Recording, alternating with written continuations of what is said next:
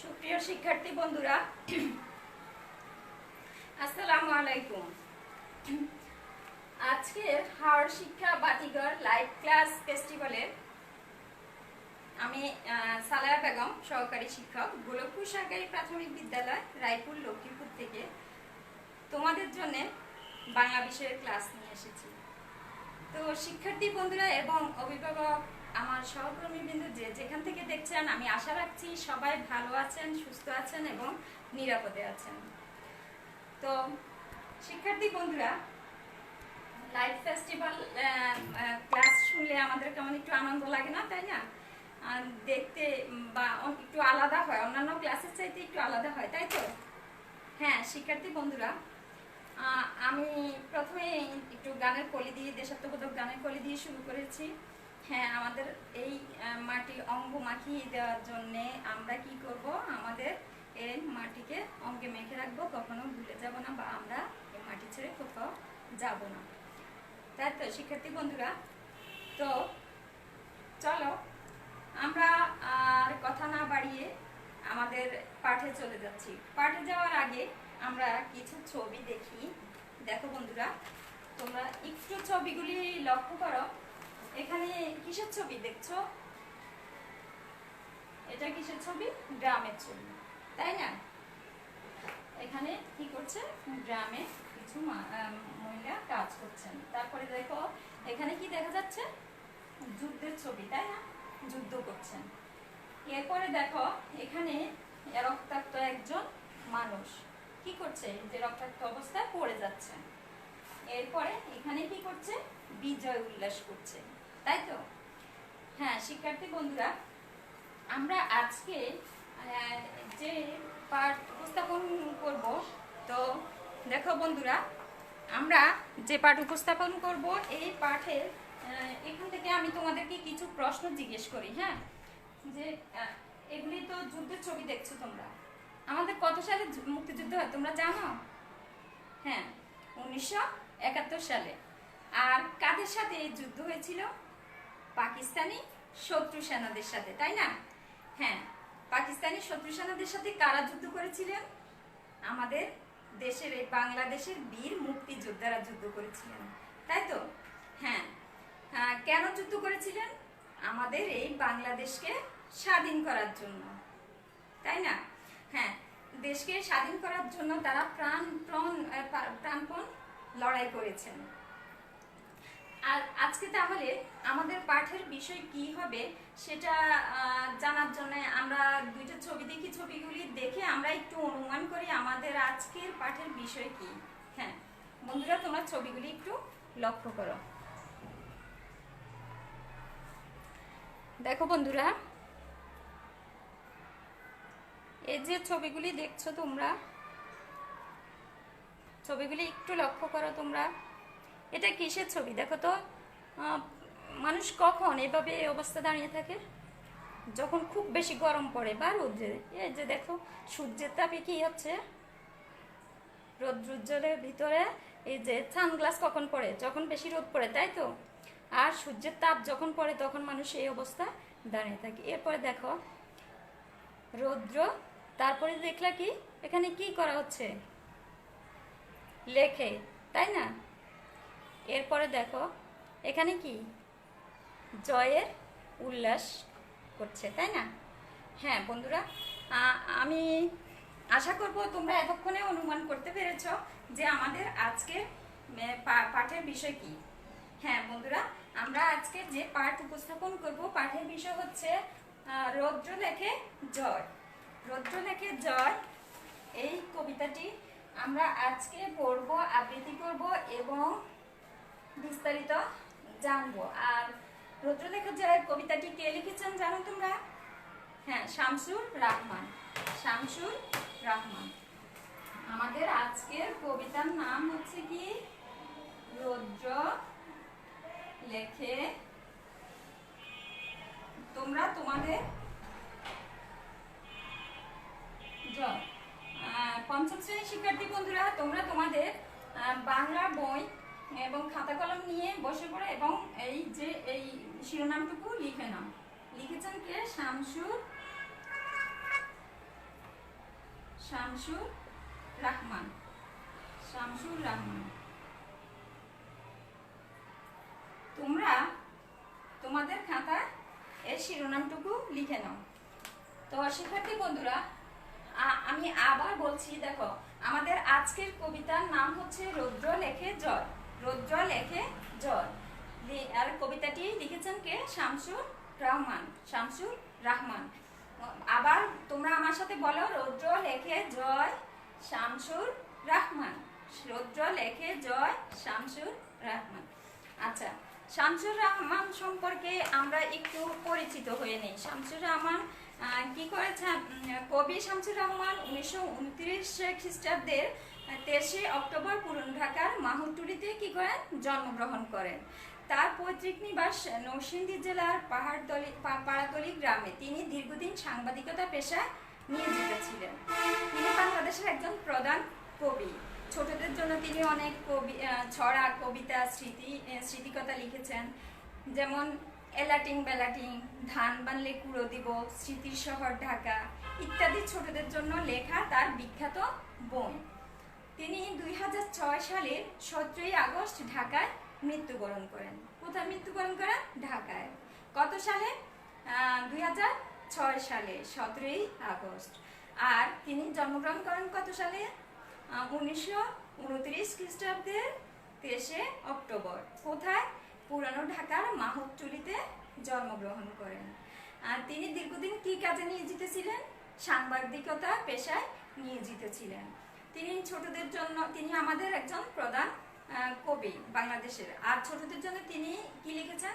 ছড়া লিখেছেন, কবিতা লিখেছেন, স্মৃতিকথা লিখেছেন। তার মধ্যে হচ্ছে এলাটিং বেলাটিং, ধান বানলে কুড়ো দিব, স্মৃতির শহর ঢাকা ইত্যাদি ছোটদের জন্য তিনি অনেক বিখ্যাত বই লিখেছেন।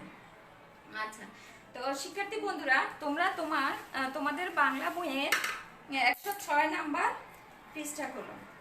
বাংলা বইয়ের 106 নাম্বার পৃষ্ঠা খোলো। এবার দেখো তো ছবিটা, দেখো তোমরা কি দেখা যাচ্ছে ছবিটাতে? ছবিটাতে এই যে একটা কি পিস্তল হাতে নেয় এবং কি আমাদের পতাকা, জাতীয় পতাকা। তারপরে পাশে কয়েকজন মুক্তিযোদ্ধা, তারা কি করছে? বিজয়ের উল্লাস করছে। এখানে সাদা পায়রা নীল আকাশে উঠছে, তাই না? হ্যাঁ বন্ধুরা, তোমরা একটু আজকের পাঠ রৌদ্র লেখে জয় এই কবিতাটি আমি পড়বো, আবৃত্তি করব। আর তোমরা কি করবে?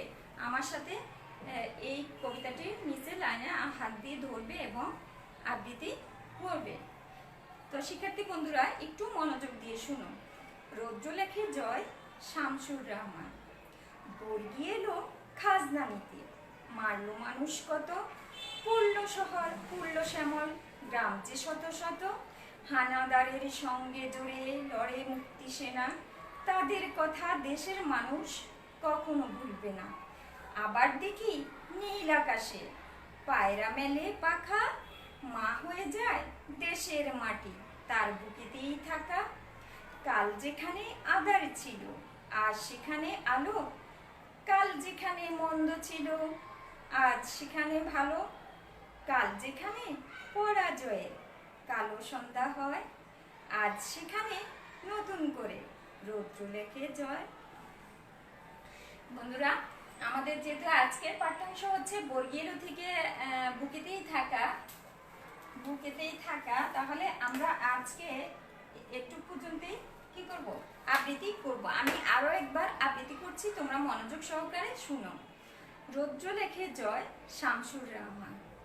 বর্গি এলো খাজনা নিতে, মারলো মানুষ কত, পড়ল শহর, পড়ল শ্যামল, গ্রাম যে শত শত, হানাদারের সঙ্গে জড়ে লড়ে মুক্তি সেনা, তাদের কথা দেশের মানুষ কখনো ভুলবে না। আবার দেখি নীল আকাশে পায়রা মেলে পাখা, মা হয়ে যায় দেশের মাটি তার বুকেতেই থাকা।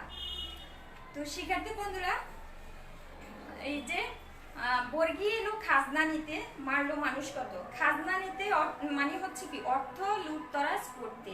আগে অনেক আগে কি করতো? এই দেশে এসে মানুষকে মেরে তারপরে তারা কি করতো, ঘর বাড়ি জ্বালিয়ে পুড়িয়ে দেশের ধন সম্পদ নিয়ে তারা পালিয়ে যেত। সেটা হচ্ছে কি, বর্গী এলো খাজনা নিতে। কিন্তু এখানে বর্গী বলতে এই কবিতাটিতে কবি শামসুর রহমান কি বুঝিয়েছেন, বর্গী এলো বলতে এটাকে বুঝিয়েছেন পাকিস্তানি শত্রু সেনাদেরকে বুঝিয়েছেন মূলত এই কবিতাটিতে। তো পুরলো শহর পুরলো সময় গ্রাম যে শত শত, মানে অনেক অনেক গ্রাম পুড়ে ফেলছে, শহর পুড়ে ফেলছে। হানাদারের সঙ্গে জুড়ে লড়ে মুক্তি সেনা। হানাদার হচ্ছে কারা, পাকিস্তানি শত্রু সেনারা। তাদের সাথে কারা লড়েছিল, মুক্তি সেনারা, আমাদের এই বাংলাদেশে মুক্তি সেনারা লড়েছিল। তাদের কথা দেশের মানুষ কি করবে না, কখনো ভুলবে না, কারণ তারা তাদের সাথে যুদ্ধ করে তারপর আমাদের এই বাংলাদেশকে কি করছে, স্বাধীন করেছে। তো এরপর দেখো, আবার দেখি নীল আকাশে পায়রা মেলে পাখা। দেখো কি সুন্দর, নীল আকাশে পায়রারা পাখা মেলে উঠছে, তাই না? পায়রা হচ্ছে সাদা পায়রা, এটা হচ্ছে কি শান্তির দূত হিসেবে চিহ্নিত করা হয়। মা হয়ে যায় দেশের মাটি তার বুকেতেই থাকা। এই যে দেখো, মা হয়ে যায় দেশের মাটি। একজন সন্তানের যখন মা থাকে না, তখন সে যে কত কি, তার মতো দুর্ভাগা আর কেউই হতে পারে না। তো মা যেমন, আমাদের এই দেশের মাটিও তেমন। মা আমাদের এই যে, যদি আমাদের এই মাতৃভূমি যদি না থাকতো, মাতৃভূমি মানে মায়ের এই ভূমি, মায়ের মা, এই মাটি এবং মা এর যদি না থাকতো, তাহলে আমাদের তার মতো দুর্ভাগা আর কেউই হতে পারে না। তাই বলেছে, কবি বলেছে, মা হয়ে যায় দেশের মাটি তার বুকেতেই থাকা। মানে আমরা তো এই বুকেই আছি। যদি আমরা স্বাধীনতা না পেতাম, পরাধীন থাকতাম, তাহলে আমরা কি এই স্বাধীনভাবে চলাফেরা করতে পারতাম না, কথা বলতে পারতাম না নিজের ইচ্ছে মতো, তাই না? আমরা পাকিস্তানিদের যেমন আমরা উর্দুতে কথা বলতে হতো, তখন কি হতো, তাদের ইচ্ছে মতো চলাফেরা করতে হতো। আমাদের এই দেশ আগে ছিল কি, পূর্ব পাকিস্তান ছিল। তো পূর্ব পাকিস্তানকে এটা 1971 সালে যুদ্ধ করে তারপর কি করা হলো, জয়লাভ করে গণপ্রজাতন্ত্রী বাংলাদেশ নামে একটি রাষ্ট্র গঠন করা হলো, প্রতিষ্ঠা করা হলো। আগে এই দেশের নাম ছিল কি, পূর্ব পাকিস্তান। হানাদার পাকিস্তানি সৈন্যরা কি করেছিল, হানাদার পাকিস্তানি সৈন্যদের সঙ্গে আমাদের এই দেশের মুক্তিযোদ্ধারা, বীর মুক্তিযোদ্ধারা যুদ্ধ করে এই দেশকে স্বাধীন করে আমাদের দিয়েছেন কি, এই যে লাল সবুজের একটি পতাকা, লাল সবুজের একটি পতাকা দিয়েছেন। আমরা এই দেশকে কি, আমরা এই মুক্তিযোদ্ধাদেরকেও ভুলবো না, এই দেশের মাটি মা ছেড়ে কোথাও আমরা যাব না। এই কবিতায় বলা হয়েছে কি, পাকিস্তানিদের অত্যাচারের কথা তুলে ধরা হয়েছে, তাদের বিরুদ্ধে এই যে বীর মুক্তি সেনারা যুদ্ধ করেছেন তাদের কথাও এখানে বলা হয়েছে। তো শিক্ষার্থী বন্ধুরা, আমরা এখন এই পাঠ্যাংশ থেকে যে নতুন শব্দগুলি, যুক্তবর্ণ, আমরা যে যুক্তবর্ণগুলি পেয়েছি বা খুঁজে নাও, একটু আমার সাথে মিলিয়ে নাও তোমরা, ওইগুলি একটু আমরা নতুন শব্দ তৈরি করব এবং কি করব, যুক্তবর্ণগুলি ভেঙে আলাদা করে লিখব।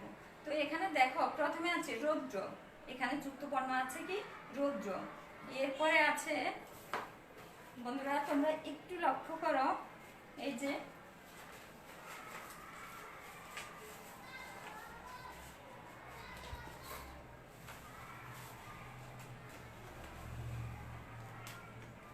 দেখো বন্ধুরা, এখানে যুক্তবর্ণ হচ্ছে কি, রৌদ্র।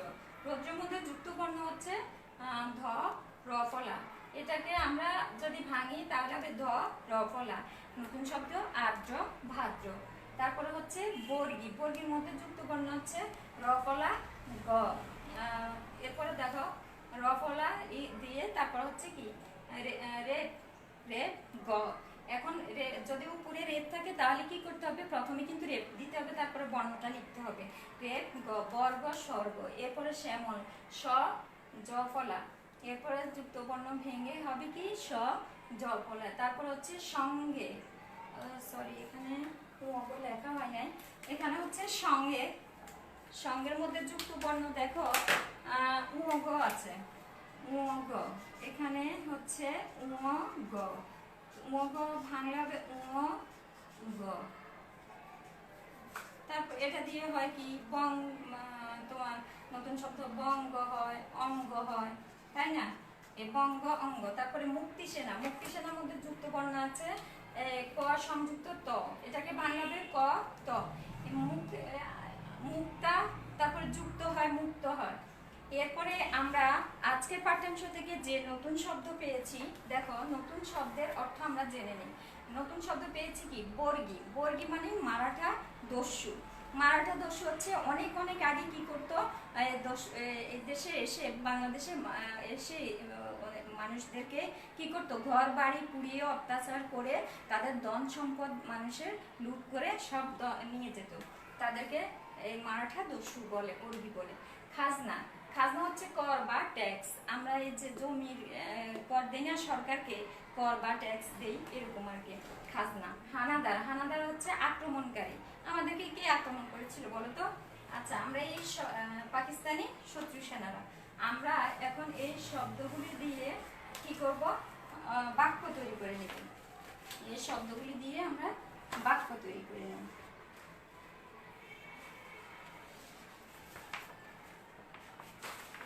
দেখো এই শব্দ, এখানে ঘরের ভিতরে কিছু শব্দ দেওয়া আছে, আমরা এগুলি দিয়ে এখন বাক্য তৈরি করি। এখানে আছে হানাদারদের বর্গী খাজনা। তাহলে সরকারকে এখানে খালি করছিল দেওয়া সকল নাগরিকের কর্তব্য। কি হবে তাহলে? এখান থেকে এই তিনটা শব্দের খাজনা, খাজনা দেওয়া সকল নাগরিকের কর্তব্য। এরপরে দেখো বহু পূর্বে বাংলায় খালিঘর এসে হানা দিত, মানুষ মারত, ধন সম্পদ লুট করতো। কারা ধন সম্পদ লুট করে নিয়ে যেত? কারা? বর্গী। এখান থেকে কোন শব্দটা হবে? বর্গী। এরপর দেখো এখানে খালি ঘরে আছে পরাজিত করেই মুক্তিযোদ্ধারা এ দেশকে স্বাধীন করেছিলেন। কাদেরকে পরাজিত করেছিল? হানাদারদেরকে পরাজিত করেছিলেন। হানাদারদের পরাজিত করেই মুক্তিযোদ্ধারা এই দেশকে স্বাধীন করেছিলেন।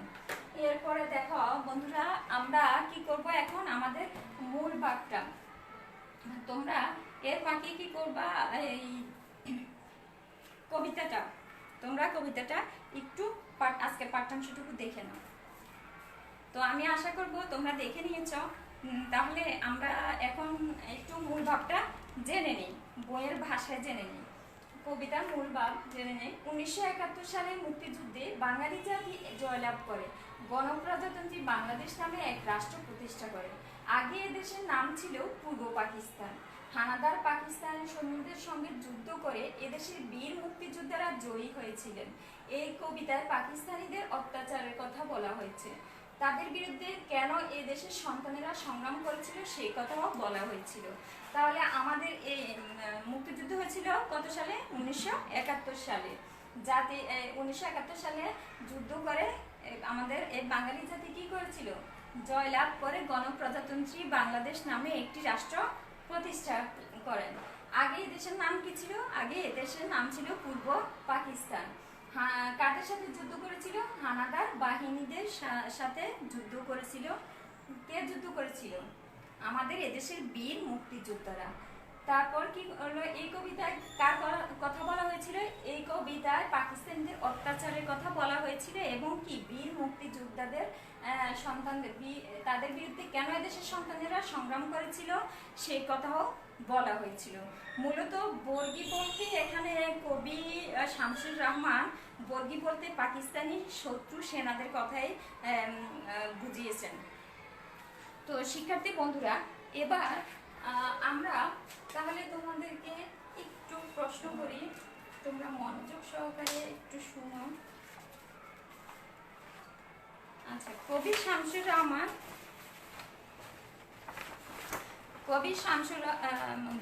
বর্গী কারা বলো তো? বর্গী কারা? বর্গী হলো তারা যারা কি করে? মারাঠা দস্যু। বর্গী হলো মারাঠা দস্যু। তারা কি করে? বহুকাল পূর্বে তারা এদেশে এসে বাঙালিদের কি করতো? অত্যাচার করে ঘর বাড়ি পুড়ি দিয়ে তারা কি করতো? ধন সম্পদ লুট করে নিয়ে যেত, তাই না? তারা এদেশের মানুষকে নির্মমভাবে তারা কি করতো? অত্যাচার করতো। হানাদারদের কথা মানুষ কেন ভুলবে না বলতো? হানাদারদের মানুষ ভুলবে না কারণ হচ্ছে 1971 সালে পাকিস্তানি হামদার বাহিনী কি করছিল? বাংলাদেশের নিরস্ত্র ঘুমন্ত মানুষের উপর অত্যাচার করে অতর্কিতভাবে হামলা চালায়। তারা নির্বিচারে কি করেছিল? নির্বিচারে বাঙালিদেরকে ঘর বাড়ি হাট বাজার সহ আগুন দিয়ে পুড়িয়ে মেরে ফেলে এবং কি করে? ঘর বাড়ি জ্বালিয়ে দেয়। দীর্ঘ 9 মাস আমাদের এই যুদ্ধ চলছিল। কত মাস? দীর্ঘ 9 মাস। 9 মাস চলতে থাকে তাদের এই ধ্বংসযজ্ঞ, তাদের অত্যাচার নির্যাতনের কথা বাংলার মানুষ কখনোই ভুলবে না। তাহলে আমরা বিস্তারিত একটু জেনে নিই। বর্গী কারা, তারা কি করেছিল? বর্গী হলো মারাঠা দস্যু। বহুকাল আগে তারা বাংলায় হানা দিয়ে ধন সম্পদ লুট করত, মানুষের ঘর বাড়ি পুড়িয়ে দিত, নির্বিচারে মানুষ হত্যা করত। তবে রৌদ্রলেখে জয় কবিতার কবি বর্গী বলতে পাকিস্তানি হানাদার বাহিনীকেই বুঝিয়েছেন।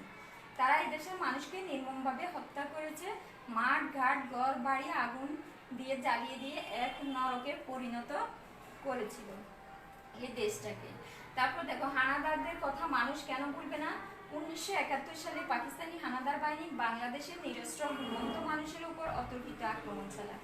তারা নির্বিচারে হত্যা করে বাঙালিদের ঘর বাড়ি হাট বাজার সব আগুন দিয়ে জ্বালিয়ে দেয়। দীর্ঘ 9 মাস চলতে থাকে তাদের এই ধ্বংসযজ্ঞ, তাদের অত্যাচার নির্যাতনের কথা বাংলার মানুষ কি করবে না? বাংলার মানুষ এই অত্যাচার নির্যাতনের কথা কখনো ভুলবে না। এখন দেখো বন্ধুরা, আজকে আমি তোমাদেরকে একটু ছোট ছোট প্রশ্ন করি। আমাদের আজকের কবিতাটার নাম কি? রৌদ্রলেখে জয়। কে লিখেছেন? কবি শামসুর রাহমান। তোমরা কিন্তু এই যে অনেকে শামসুর রহমান বলে, রহমান না, রাহমান। তারপরে দেখো আমরা কিছু ছোট ছোট শব্দের অর্থ জেনেছি। যে বর্গী, বর্গী আমাদের বর্গী অর্থ কি? মারাঠা দস্যু। এরপরে জেনেছি কি? খাজনা, খাজনা মানে কি? কর বা ট্যাক্স। এরপরে হচ্ছে হানাদার, হানাদার অর্থ কি? আক্রমণকারী। হানাদার অর্থ কি? আক্রমণকারী। এরপরে আমরা খালিঘর পূরণ করেছি ঘরের শব্দ দিয়ে, যেমন সরকারকে খাজনা দেওয়া সকল নাগরিকের কর্তব্য। বহু পূর্বে বাংলায় বর্গী এসে হানা দিত, মানুষ মারত, ধন সম্পদ লুট করত। হানাদারদের পরাজিত করতেই মুক্তিযোদ্ধারা দেশকে স্বাধীন করেছিল। আচ্ছা, হানাদারদের সঙ্গে কে লড়েছিল? আমাদের বীর মুক্তি সেনারা লড়েছিল। তাদের কথা কেন দেশের মানুষ বলবে না? কারণ তারা এই যুদ্ধ করে, হানাদারদের সাথে যুদ্ধ করে কি করেছে? এই দেশকে স্বাধীন করে নিয়ে এসেছে। আর আমরা পেয়েছি একটি লাল সবুজের পতাকা। আবার দেখি নীল আকাশে পায়রা মেলে পাখা। পায়রা আসলে কি? শান্তির দূত হিসেবে, সাদা পায়রাকে আমরা শান্তির দূত হিসেবে জানি। তারা নীল আকাশে পাখা মেলে ঘুরে বেড়ায়, মা হয়ে যায় দেশের মাটি তার বুকেতেই থাকায়। একজন সন্তানের যদি মা না থাকেন তখন তার মতো অবাগা আর কেউ নেই, তার মতো দুর্ভাগা কেউই নেই। তো আমাদের দেশ যদি স্বাধীন না হতো, আমরাও ঠিক ওই রকম একজন সন্তানের মাহারা যেমন থাকতাম, আমাদের মাতৃভূমি না থাকলেও আমরা তেমনই থাকতাম। তা আমাদের মাতৃভূমির নাম কি? আমাদের মাতৃভূমির নাম হচ্ছে বাংলাদেশ। আর এই বাংলাদেশ মানে হচ্ছে আমাদের এই লাল সবুজের পতাকা। হ্যাঁ শিক্ষার্থী বন্ধুরা, আজকে তাহলে আমরা আজকে পাঠ্যাংশ থেকে কি কি জানলাম? কবিতার নাম, কবির নাম, তারপরে কবি পরিচিতি জানলাম, কবিতার মূল ভাব জানলাম, শব্দার্থ জানলাম, যুক্ত বর্ণ ভেঙে নতুন শব্দ তৈরি করতে পারলাম, তারপরে নতুন শব্দ দিয়ে বাক্য তৈরি করতে পারলাম, আর ছোট ছোট কিছু প্রশ্নের উত্তর জানতে পারলাম। তো শিক্ষার্থী বন্ধুরা, আমি আশা রাখবো তোমরা যতটুকু আমরা এই পাঠ্যাংশটুকু পড়েছি তোমরা বুঝতে পেরেছ। তো আজকে এই পর্যন্তই। তোমরা সবাই ভালো থেকো, সুখে থেকো, নিরাপদে থেকো। আর কি করবে? 20 সেকেন্ড ধরে ঘন ঘন 2 হাত ভালো করে ধুবে। আর ঘরের বাইরে যাবে না, ঘরের বাইরে গেলেও মাস্ক পরিধান করবে। আর এই ঝড় শিক্ষা বাতিঘরের পক্ষ থেকে আমি তোমাদেরকে জানাচ্ছি অনেক অনেক শুভেচ্ছা, আদর এবং ভালোবাসা। ভালো থেকো তোমরা। আবার কখনো দেখা হবে কোনো এক সময়। আল্লাহ হাফেজ।